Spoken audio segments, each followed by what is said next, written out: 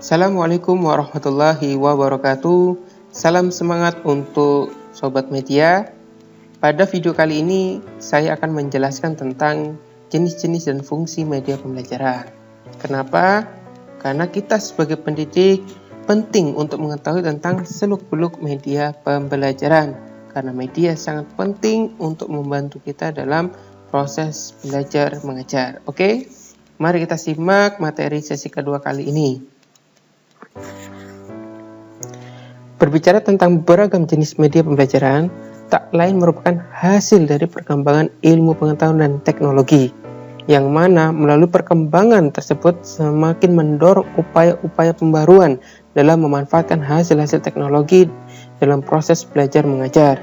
Maka, dari perkembangan tersebut, tampillah berbagai macam jenis dan format media, seperti visual, video, tape recorder, program radio, internet, dan sebagainya. Setiap jenis media memiliki sifat dan karakteristik masing-masing. Untuk memudahkan pemahaman tentang berbagai jenis media, maka media diklasifikasikan menjadi 3 jenis. Yang pertama, media visual. Jenis media ini digunakan hanya mengandalkan indera penglihatan semata-mata dari peserta didik. Melalui media ini, pengalaman belajar yang dialami peserta didik akan bergantung pada kemampuan penglihatannya.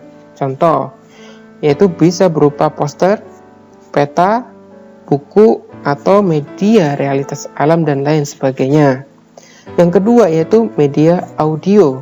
Jenis media ini digunakan dalam proses pembelajaran di mana hanya melibatkan indera pendengar peserta didik. Pengalaman belajar yang didapat dengan mengandalkan kemampuan mendengar. Nah, oleh karena itu, audio hanya mampu memanipulasi kemampuan suara saja. Contoh yang sering digunakan seperti tape recorder, radio, CD player, dan lain sebagainya. Masih banyak lagi. Yang ketiga, yaitu media audio visual. Jenis media ini itu digunakan dalam kegiatan belajar mengajar. Ya. Yang mana media ini melibatkan indera pendengar dan penglihatan. Pesan dan informasi didapat melalui media ini berupa pesan verbal dan non-verbal, baik penglihatan maupun pendengaran, seperti program TV yang ada di slide, kemudian video. Tuh. Oke, dari sini kita sudah memahami terkait jenis-jenis media pembelajaran. Sekarang kita lanjut dengan fungsi media pembelajaran. Kenapa sih kita perlu belajar media pembelajaran? Nah, karena media memiliki fungsi, ya, fungsi dalam mempengaruhi terhadap indera manusia, yang mana memiliki jaminan besar dalam memahamkan sebuah pelajaran. Jadi orang yang dalam mendengar saja tidaklah sama dengan mereka yang melihat ataupun yang mendengar ataupun yang mendengar. Artinya media memiliki fungsi yang besar yang bisa membawa dan membangkitkan rasa senang dan gembira bagi murid-muridnya. Ya. Untuk itu, fungsi media kali ini dibagi menjadi 5 fungsi. Yang pertama, media sebagai sumber belajar. Yang kedua, media sebagai semantik. Media sebagai fungsi manipulatif. Yang keempat, fungsi psikologis. Yang kelima, fungsi sosiokultural. Oke. Fungsi yang pertama itu fungsi media sebagai sumber belajar. Secara praktek, media pembelajaran dapat menjadi sumber belajar, seperti media belajar yang menggantikan guru, yang pada hakikatnya guru di sini itu sebagai sumber belajar. Contoh pada slide itu, ketika guru menyuruh siswa untuk membaca buku, hal ini buku menggantikan guru sebagai sumber belajar siswa. Karena kenapa? Karena dengan membaca buku, siswa memperoleh ilmu serta informasi yang tertulis di buku tersebut.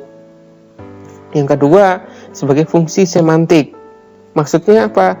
Kemampuan media ini dapat memberi peserta didik perbendaharaan kata yang benar-benar dipahami. Seperti contoh gambar singa, menandakan sebuah simbol keberanian. Jadi kata berani inilah yang menggambarkan singa tersebut. Adapun guru sebagai seorang yang memberikan makna pada setiap kata yang disampaikan, baik dalam konteks pendidikan maupun pembelajaran.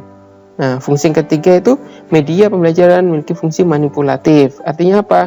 Media pembelajaran ini dapat menggambarkan kemampuan media dalam merekam, menyimpan, melestarikan, dan merekonstruksi suatu peristiwa dan objek. Sehingga apa? Sehingga media memiliki kemampuan dalam mengatasi ruang dan waktu dan mengatasi keterbatasan indrawi. Bagaimana media tersebut bisa mengatasi keduanya? Kita lihat ada 3 gambar. Nah, gambar tersebut yang pertama tentang gunung meletus. Artinya apa? Guru dapat mengajak siswa secara nyata untuk memahami keadaan bencana alam tersebut tanpa harus mengajak siswa pergi ke gunung tampilkan dalam bentuk aslinya. Adapun gambar kedua tentang proses pertumbuhan tanaman. Jadi guru ingin menunjukkan proses tersebut, maka butuh waktu yang lama. Dengan bantuan media seperti foto atau video akan mempercepat pembelajaran dalam materi proses pertumbuhan tanaman. Artinya apa? Media ini bisa menjadikan objek atau peristiwa yang menyita waktu yang lama menjadi singkat. Adapun gambar yang ketiga tentang sejarah.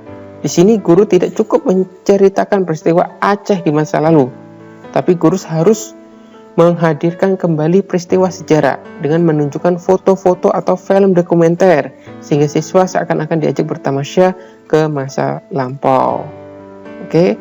Adapun kemampuan yang kedua yaitu mengatasi indrawi, itu bisa dilihat dari 4 gambar sini. Ya, di sini saya akan menjelaskan secara cepat saja.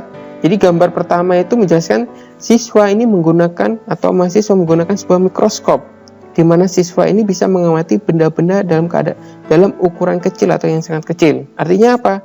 Media tersebut membantu mahasiswa tersebut memahami objek yang sulit diamati seperti molekul, atom, dan sel.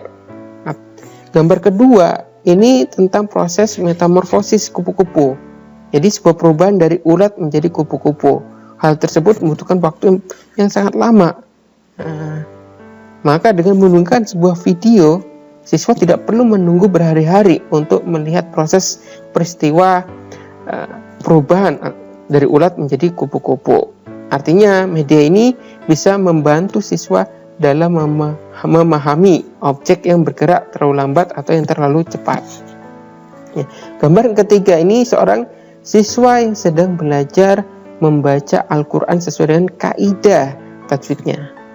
Maka mahasiswa tersebut bisa membaca sambil mendengar melalui HP-nya. Artinya, media bisa membantu siswa dalam memahami objek yang dibutuhkan ya dari segi kejelasan suara. Nah, gambar yang terakhir itu gambar yang keempat. Ini ada sebuah peta yang memberikan gambaran tentang kondisi lingkungan seperti permukiman, pegunungan, sungai, batas wilayah, dan lain sebagainya. Artinya apa? Artinya media ini bisa membantu siswa dalam memahami objek yang terlalu kompleks. Oke? Nah, pada fungsi yang keempat itu fungsi psikologis, di mana fungsi psikologis ini dibagi menjadi 5 fungsi. Yang pertama, fungsi atensi. Apa itu? Di mana media pembelajaran dapat meningkatkan perhatian siswa untuk berkonsentrasi kepada isi pembelajaran. Yang kedua, fungsi afektif, di mana media dapat menggugah perasaan, emosi, dan tingkat penerimaan atau sebaliknya penolakan siswa terhadap sesuatu. Ketiga, fungsi kognitif, di mana siswa dapat belajar melalui media pembelajaran sehingga memperoleh sebuah gagasan atau tanggapan dalam menjelaskan sebuah objek, benda, atau peristiwa dari media tersebut.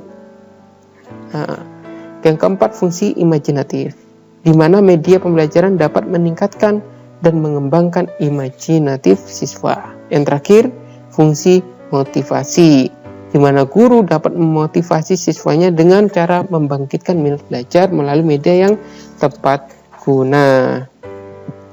Nah, adapun fungsi yang terakhir itu fungsi sosiokultural. Kita lihat di dalam slide ini, dalam satu kelas, ya misalnya berjumlah 40 orang. Tiap orang memiliki karakteristik yang berbeda-beda. Pemahaman materi tiap orang juga berbeda-beda. Maka di sini guru menghadapi kesulitan di saat mengajar.